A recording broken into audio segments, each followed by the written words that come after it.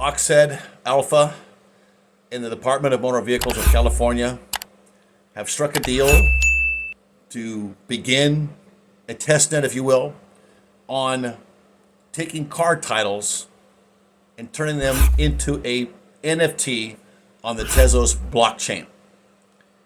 The claim is that this will become better, faster, and cheaper. But better and faster and cheaper for whom should be the question. And how secure will our car titles be on an on-chain governance blockchain? DeFi IoT. We're going to dig into that a little bit and have all the information for you to look into for yourself.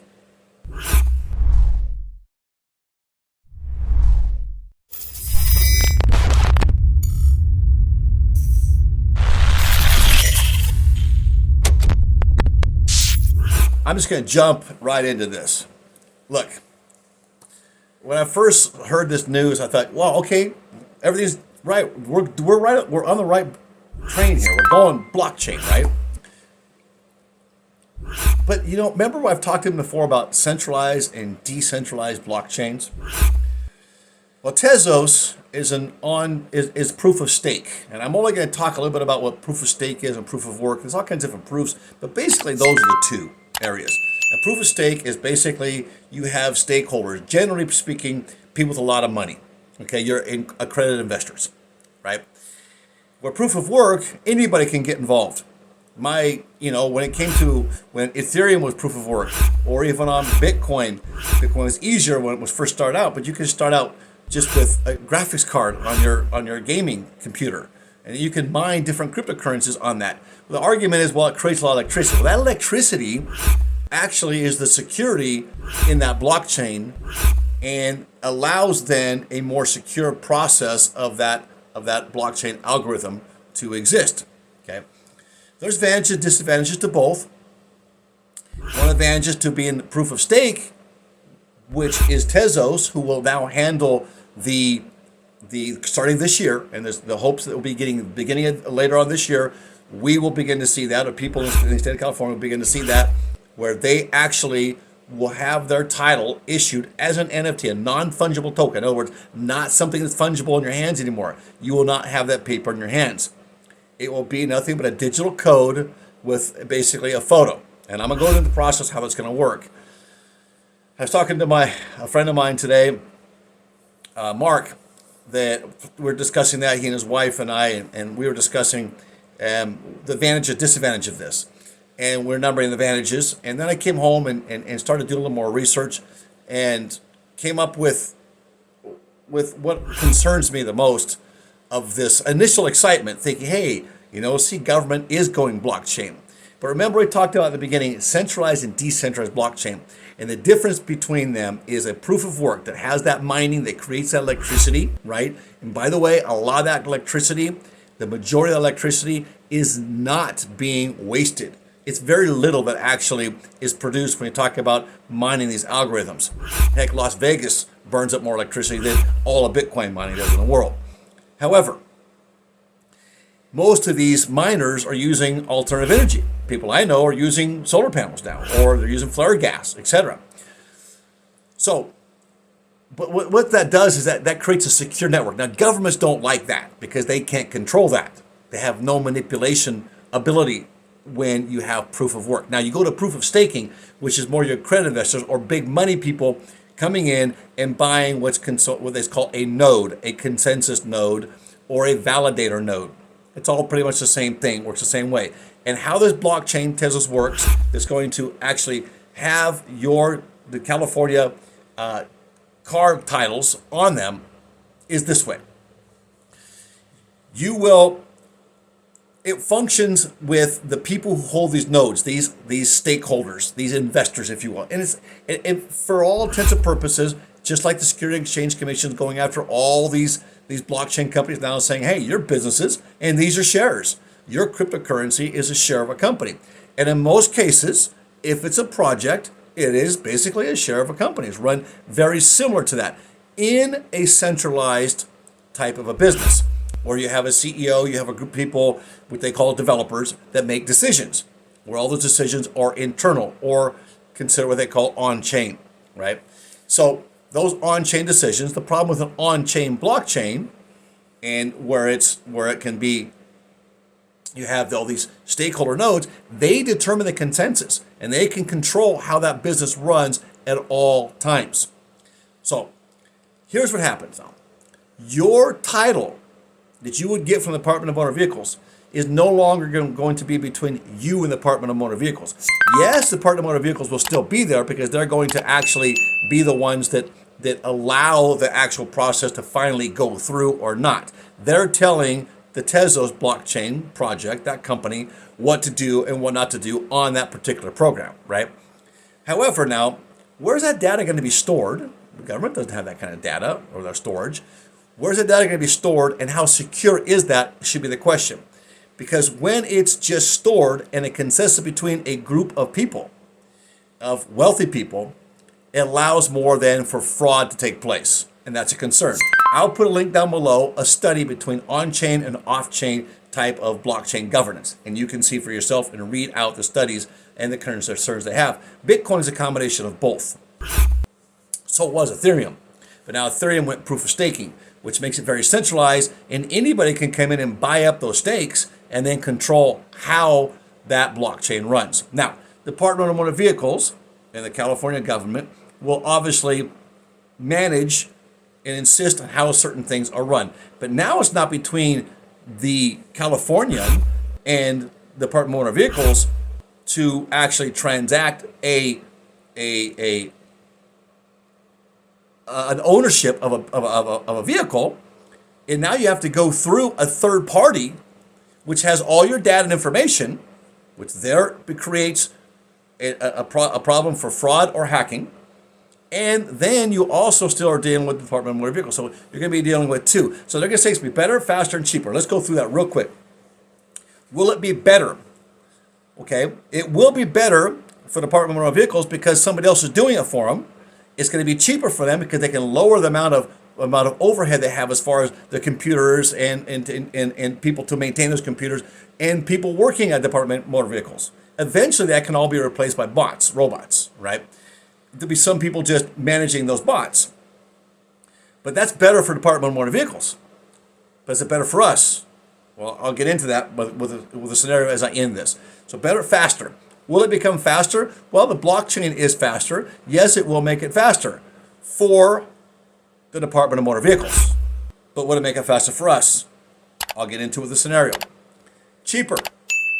Will it be cheaper for the state of California? As I just mentioned, yes, it will be. Initially, they have to get in and get this going and get it up started, but eventually they can reduce a lot of their overhead and make it cheaper and actually make more money from it.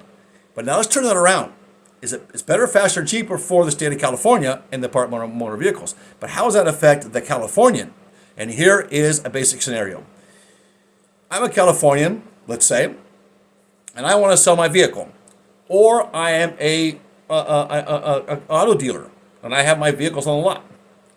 So in this scenario, the buyer comes to buy the vehicle. And let's just go through, let's just say it's you and I.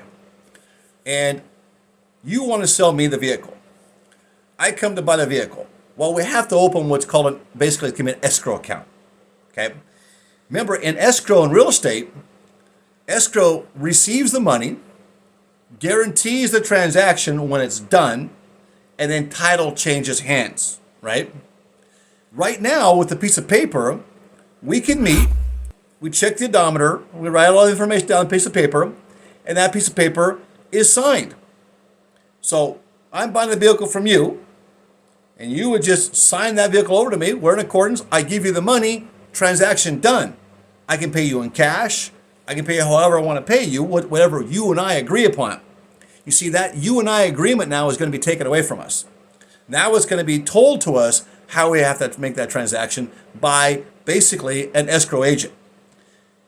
I'm not sure how it's going to work out yet because we come together, we make an agreement, but that's going to take us time. What if I want to buy that car today and I want to take off and I want to go to work?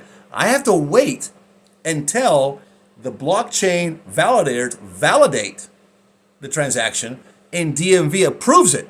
Or rather, DMV approves it, and then the blockchain validators validate it, and I get my then NFT, my non-fungible token. Now, I'm not going to get anything in paper anymore. I'm going to get a non-fungible token that I can store on my wallet. What type of wallet? That's a whole different video. In other words, will I have a platform that's there and I can go into it and I can open it up? Remember something in cryptocurrency. Not your token, not in your wallet, not your tokens. In other words, if it's not in your cold wallet, in other words, I can't move that into a cold wallet that I carry with me, and it takes it off a platform and nobody can touch it or change it, it's not yours. So that title then, if you cannot put that into a cold wallet, is not yours. If you put it into a cold wallet, then it's yours, right? However, going back to the transaction part and to summarize this. We do this transaction. We have to get an escrow agent. So escrow is going to do what? They're going to make sure that California gets their taxes. They're going to make sure that the price of the vehicle was legitimate. They can set the standards now of how we negotiate. Right? We can negotiate, but we're going to have a whole set of standards of how we negotiate. It's not just open market anymore. They're going to close that market in, and obviously that's going to be, the taxation is going to be reduced out, paid to California now, not anytime later. A lot of times when you have these transactions, you can report this stuff later, or not even report it, depending on the amount of transaction.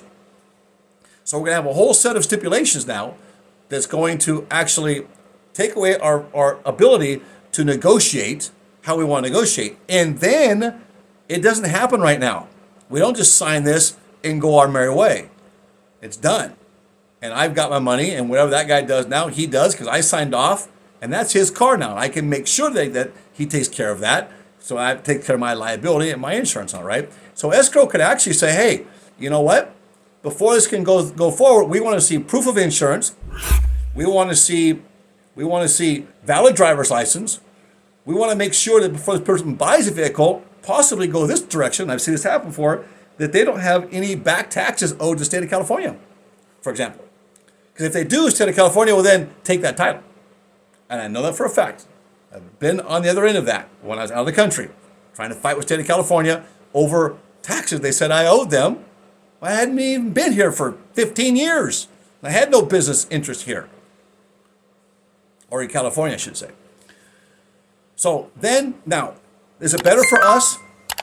No, because it takes away our ability to negotiate how we want to negotiate, and it sets the parameters of how we have to negotiate. Is it faster for us? Doggone it, no, because I can't just make that transaction right now. I have to wait till the Department of Motor Vehicles approves it, and then it's actually validated by this blockchain validators, and they approve it on the blockchain. Then the transaction goes through. Meanwhile, the money sits in escrow, and guess who's going to get paid? California's going to get paid all the way across the board. DMV is going to get paid. The government's going to get paid. Better not owe any back taxes or anything they can deem to come after you to take that from you, that title, or hold it up. And you're going to have to pay an escrow agent. So is it more economical for us? Is it cheaper? No. For the state of California, it is. And faster? Obviously, I think you know the answer. It won't be faster for us. We won't just make a transaction when we sign off and we go our merry way. We can do that in an hour. This will take days, if not weeks, to be done. So it's not going to be better, faster, cheaper for the consumers in California.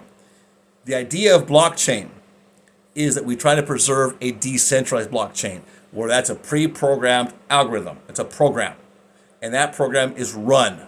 And if you and I were just to go in and fill out information, and that transaction was to be done on a decentralized platform, and then given to us an NFT, that's great. But then we have to come back to where's all that data being stored and how safe is that? And I summarize with this. Amazon, for example. A lot of data is stored in Amazon or Google. Amazon's had problems where people go in and steal hard drives and then hack that data. And an NFT is no different than a cryptocurrency. They can be hacked, and that can be stolen from you. And then that can be then stolen from you and manipulated. So an on-chain consensus algorithm does not make it necessarily safe. A lot of fraud could take place, especially because it's not being done by proof of work, it's proof of staking by a centralized group of people. It's centralized. Well, you determine for yourself if you think it's good or bad. Me, as a person who supports blockchain, decentralized blockchain, I don't think it's good. The government, Governor Newsom, wants to run with blockchain. Sure he does, because you can commit a lot of, well, I'm not going to say it. You can do a lot of shady things on blockchain, as you saw with FTX, and you saw FTX was supporting a lot of corrupt politicians. I think I rest my case. Is this a good thing for us? I love to see blockchain roll forward, but decentralized blockchain. Please don't get confused. Encrypted crypto that is decentralized is what we're looking for. That's free market. Blockchain that's centralized, even though they say it's open ledger, is not supporting free market economy because it takes away that ability for you and I to negotiate as we once could. DeFi IoT, please give us a thumbs up, subscribe if you haven't, pass this along to your friends. I'll put the information down below. You can read all this yourself so you can decide for yourself. See you in the next video.